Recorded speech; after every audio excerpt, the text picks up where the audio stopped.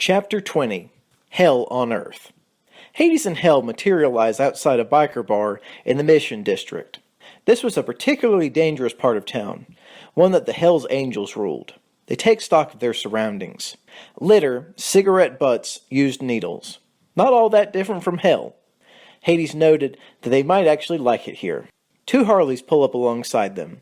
The younger of the riders dismounts first. He eyes them suspiciously, but he can't take his eyes off of the beautiful creature that is Hell. A goth girl near a biker bar. This was something worth seeing. The older biker places his helmet on his handlebars. He motions to Hades to join him. You two are a long way from home? You have no idea, Hades answers.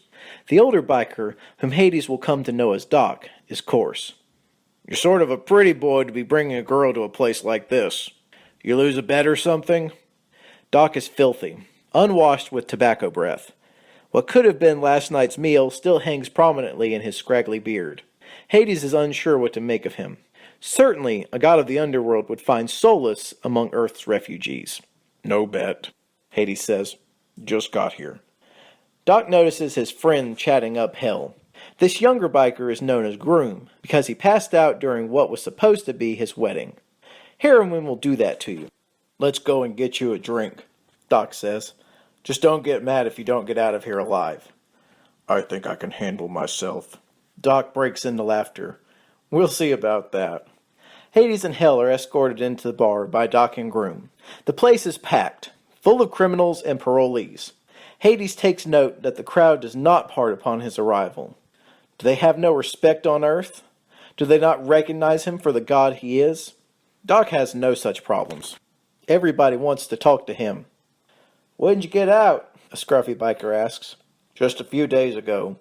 Parole officer is a friend of ours. Thinks he's a motorcyclist because he bought a hog.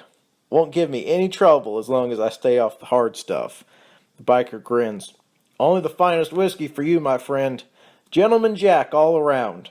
He notices Hades and Hell. Who are those fucks? They ain't undercovers, are they? Doc is a little concerned. He hadn't considered that possibility. He stared down Hades. Hades stared back. Doc pulls Hades aside. I've invited you into my home. I hope you intend on keeping your nose clean. Hades has no idea what that means. I always do, he replied. It's a good thing for you that you brought that hot piece of tail with you. Otherwise, the boys might take you outside. I've been outside. I must say, I prefer it in here. Doc finds this funny. What are you drinking? Nothing yet. I'm going to get you a Jack and Coke. Next round's on you. Meanwhile, Groom is making time with Hell. Where are you from? The underworld, she answers. But originally, Norway. The underworld? I like it. You might just fit in here. Not too sure about your boyfriend. Hades, he's not my boyfriend. We're just together. Groom likes the sound of this. Of course, we can't call him Hades. That name's already been chosen. I'm not sure if he'd be angered or honored.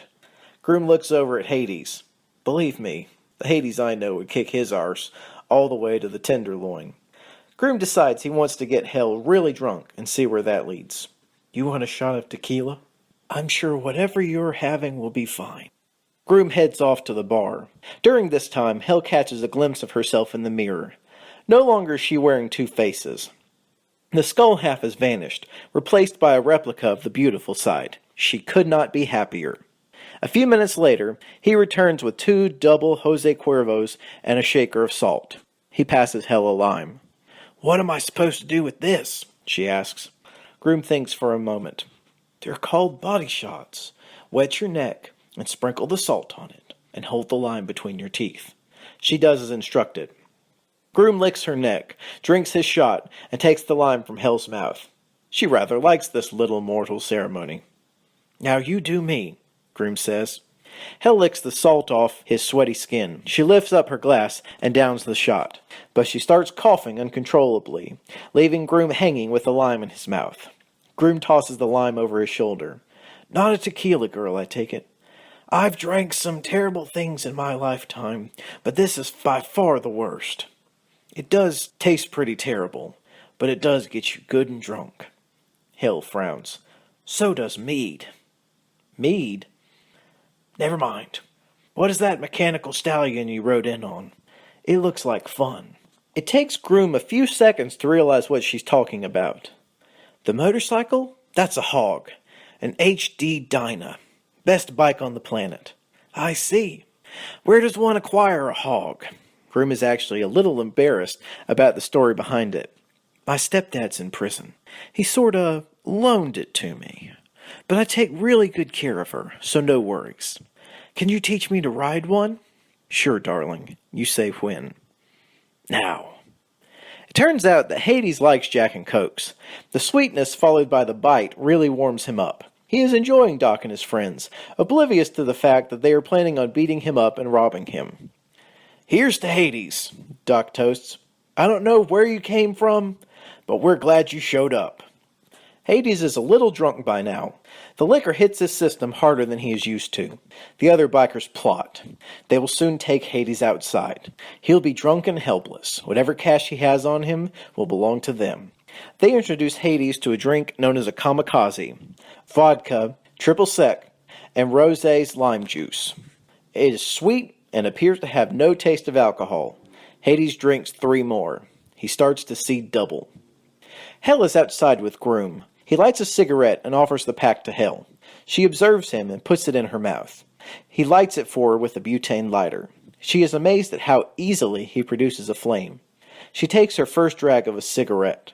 It is lighter and easier to smoke than a cigar. She rather likes it, but she's still interested in the lighter. Can you show me that fire again? Groom obliges. He pops open the lighter and spark. There is the flame again. He passes it to her. She flicks it open and voila, fire. Interesting, she says. She rubs her hand over the flame and feels its heat. This is fire. The real deal. It's amazing to me that you can light a joint anywhere in this town, but God forbid you smoke a cig. The cops care about shit like that. They finish their cigarettes. You want to take a ride? Groom asks. That I do. Groom straddles the bike. Hop on back. She does. Now let me show you what this cycle can do. He kicks it. The tires squeal as he makes a quick U-turn. Her arms are locked solidly around his waist, and Groom loves it. Where to take her, he wonders. His place? Hers? Or right up against the wall? They approach a stop sign and he slows down. Hell taps his shoulder. My turn. Groom is dismissive at first. Nobody rides his bike. But then, nobody looked like Hell either. Maybe just this once. You know how to handle one of these? I'll figure it out. I'm a fast learner. Against his better judgment, he lets her drive. She's slow, to be sure, but surprisingly adept. She doesn't take the corners too harshly. She accelerates through the turns. If she hadn't told him otherwise, he'd think she'd done this before. Hale stops the bike, about a block away from the bar. I hope you don't take this personally, but I need this vehicle. Sorry, honey, she's not for sale. Wasn't exactly planning on trading for it. Hale and Groom get off the motorcycle. Listen, Groom says. I don't know what you have in mind, but it's only fair to warn you. I'm packing. Packing what? He reaches behind his waist and pulls out a Smith & Wesson. Always keep one on hand. You never know when you'll meet a psycho bitch. So that's a weapon. I'm going to need that too. Groom is now pointing the gun directly at Hale. I don't know what your damage is, sister, but I think it's best you walk away right now. Hale's fingernails are like claws. She lunges and pierces Groom's throat. He makes a gurgling sound and drops the gun. Groom is choking on his own blood. Hale kicks him to the ground and retrieves the weapon. She kickstarts the bike and goes to collect Hades. Hale peeks in the bar, but Hades is nowhere to be found. One particularly helpful biker laughs at her. Doc and the boys took your friend out back. Gonna teach him a lesson about whose turf you stumbled into. Hale's smile is like saccharine. She exits and walks around the corner. There, she sees Hades lying on the ground. He's being kicked by Doc and 3 other men. She pulls out the Smith & Wesson. I think you should stop now. They realize that they are staring down a barrel. You think you can shoot all of us? Doc asks. We've all got guns just like that.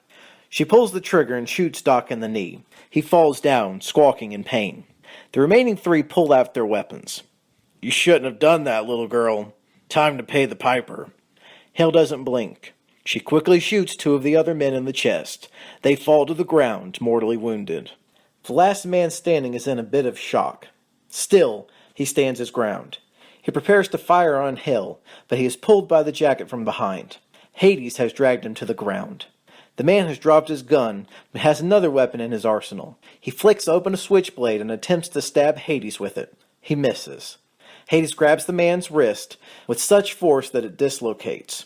The switchblade falls harmlessly. The man is crying in agony. Hades picks up the knife and stabs him several times. In the eyes, the throat, and the chest. Hell gathers all the guns. Weapons like these, she reasons, may be hard to come by. I have a hog a little ways down, Hell says. We should go.